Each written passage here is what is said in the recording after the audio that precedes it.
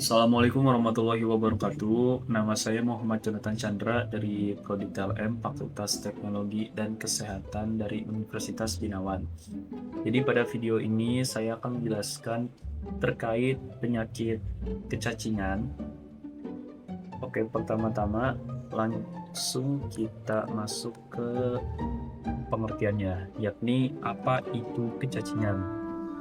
Jadi kecacingan adalah penyakit infeksi cacing parasit seperti cacing gelang, cacing kremi, dan cacing tambang yang hidup dan menyerap nutrisi di dalam usus manusia. Nah, penularan utamanya itu terjadi akibat kontak dengan tanah yang terkontaminasi atau konsumsi makanan dan minuman yang tidak bersih. Lalu klasifikasinya. Jadi kita akan membahas soal klasifikasi dari jenis penyakit kecacingan. Yang pertama itu ada soil transmitted helminths. Terus yang kedua ada enterobiasis atau cacing kremi. Yang ketiga ada taeniasis atau cacing pita. Dan yang keempat ada cacing pipih atau dermatoda. Jadi nextnya kita akan membahas klasifikasinya terlebih dahulu yang dimulai dari soil transmitted helminths. Oke, soil transmitted helminths yakni adalah kelompok kecacingan yang paling umum terutama di daerah yang beriklim tropis dan lembab. Jadi penularannya itu terjadi melalui telur atau lava cacing yang menempel di tangan kalian, terus juga makanan atau pula menembus kulit dari tanah yang tercemar oleh tinja. Terus juga ada klasifikasi untuk soil transmitted helminths ini. Yang pertama itu ada Ascariasis atau cacing gelang yang disebabkan oleh Ascaris lumbricoides atau lumbricoides menginfeksi usus dan juga bisa menyebabkan malnutrisi serta gangguan pertumbuhan pada anak. Terus yang kedua ada Ankylostomiasis atau cacing tambang yang disebabkan oleh Necator americanus dan Ancylostoma duodenale atau duodenale. Larva yang menembus pori-pori kulit yang biasanya itu ada atau berada di telapak kaki yang tidak beralas. Hidupnya tuh dia di usus dan menghisap darah sehingga menyebabkan anemia. Terus yang ketiga atau yang terakhir itu ada Ricuriasis atau Ricuriasis atau cacing cambuk yang disebabkan oleh Trichuris trichuria. Nah, Trichuris trichiura yang menginfeksi usus besar menyebabkan nyeri pada perut dan diare. Terus untuk klasifikasi penyakit kecacingan yang kedua ada enterobiasis atau cacing kremi. Ini tuh salah satu penyakit yang sering kita dapatkan pada anak-anak ya. Untuk penjelasannya, penyakit atau kecacingan atau klasifikasi cacing ini itu disebabkan oleh cacing Enterobius vermicularis, yang dimana cacing ini tuh menyebar melalui kontak langsung dengan tangan atau pakaian yang terkontaminasi telur cacing. Nah, untuk gejala utamanya adalah rasa gatal yang mengganggu di area anus, terutama pada malam hari saat cacing betina keluar untuk bertelur. Lanjut. Taeniasis atau cacing pita.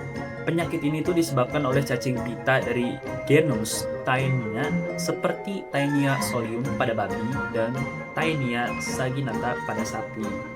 Nah, untuk penularannya terjadi akibat mengkonsumsi daging yang tidak dimasak. Jadi penularannya itu terjadi akibat mengonsumsi daging yang tidak dimasak hingga matang yang di dalamnya itu mengandung larva cacing. Oke, lanjut. Cacing pipih atau trematoda. Jadi kelompok ini tuh bisa menyerang organ hati, usus, atau pembuluh darah.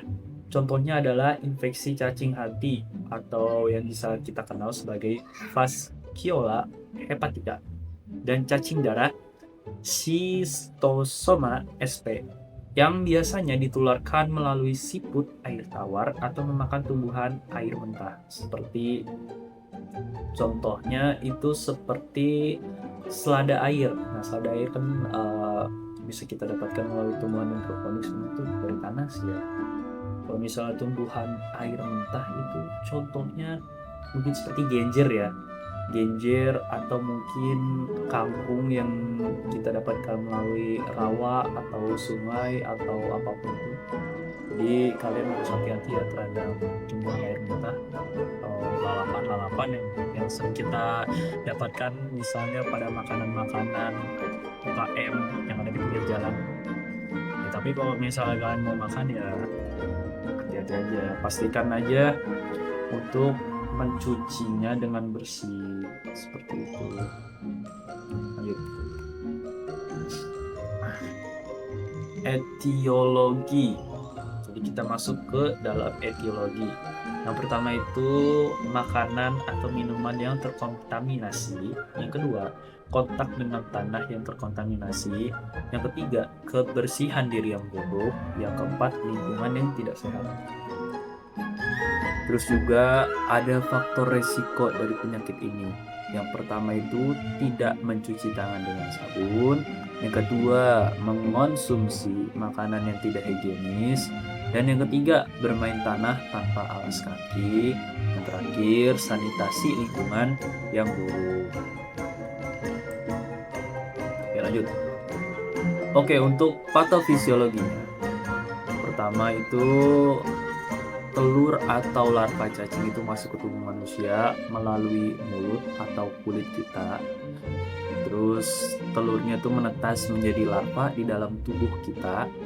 Dan larvanya itu berkembang menjadi cacing dewasa di dalam usus kita. Terus yang keempat itu cacing mengambil nutrisi di dalam tubuh manusia setelah menetas di dalam usus kita. Dan terjadinya gangguan penyerapan nutrisi dan kerusakan jaringan.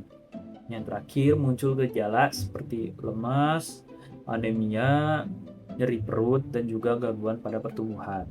Terus apa dampaknya pada tubuh? Yang pertama, kekurangan gizi. Yang kedua, penurunan berat badan. Yang ketiga, anemia akibat kehilangan darah. Yang keempat, gangguan tubuh kembang pada anak. Yang kelima, menurunnya konsentrasi belajar. Lanjut. Nah, untuk manifestasi klinisnya, gejala kecacingan dapat berbeda tergantung jenis cacing. Namun, secara umum meliputi yang pertama itu nyeri perut, terus yang kedua itu mual dan muntah, ketiga diare, yang keempat nafsu makannya. Nah, pemeriksaan diagnostiknya. Jadi sebagai ATLM kita bisa melakukan pemeriksaan. Yang pertama itu pemeriksaan feses yang dilakukan untuk melihat adanya telur atau larva cacing pada tinja. Terus yang kedua bisa melalui pemeriksaan darah atau hematologi untuk melihat adanya anemia atau peningkatan eosinofil. Terus yang ketiga pemeriksaan fisik untuk melihat tanda-tanda gizi dan gangguan pada pertumbuhan. Terus yang terakhir bisa melalui pemeriksaan penunjang lainnya. Nah, untuk kasus tertentu dapat dilakukan pemeriksaan radiologi atau endoskopi. Oke, lanjut ya. Terus untuk pencegahannya, yang pertama itu kita bisa melakukan cuci tangan dengan sabun. Yang kedua, memotong kuku secara rutin. Yang ketiga, minum obat cacing secara berkala. Yang keempat, mengonsumsi makanan yang matang dan bersih. Terus ada penata laksanaannya. Yang pertama itu pengobatan kecacingan dapat dilakukan menggunakan obat antiparasit seperti albendazole. Terus yang kedua mebendazole. Yang ketiga ada pyrantel pamoate. Terus selain itu juga bisa dilakukan Yang pertama, perbaikan gizi, yang kedua, menjaga kebersihan diri, yang ketiga itu pengobatan seluruh anggota keluarga bila diperlukan untuk menghentikan penyebaran penyakit kecacingan.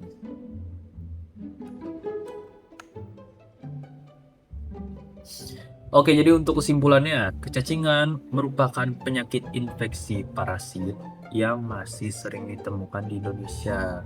Sayangnya seperti itu. Karena penyakit ini tuh dapat menyebabkan gangguan kesehatan serius apabila tidak ditangani dengan baik. Nah, pencegahannya itu bisa melalui kebersihan diri, sanitasi lingkungan, dan konsumsi obat cacing secara berkala. Dan sangat penting juga untuk menurunkan angka kejadian kecacingan. Oke, jadi ini referensi yang saya ambil untuk membuat PPT ini, dan juga saya ucapkan terima kasih karena sudah menonton dari awal sampai akhir. Jika kalian mempunyai pertanyaan, biarkan saya tahu di dalam kolom komentar. Dari saya cukup sampai di sini. Jika ada salah atau salah penyebutan dalam video atau beberapa penyebutan katanya masih salah, saya minta maaf. Dan assalamualaikum warahmatullahi wabarakatuh. Dari awal pakai salam apa ya? Oke.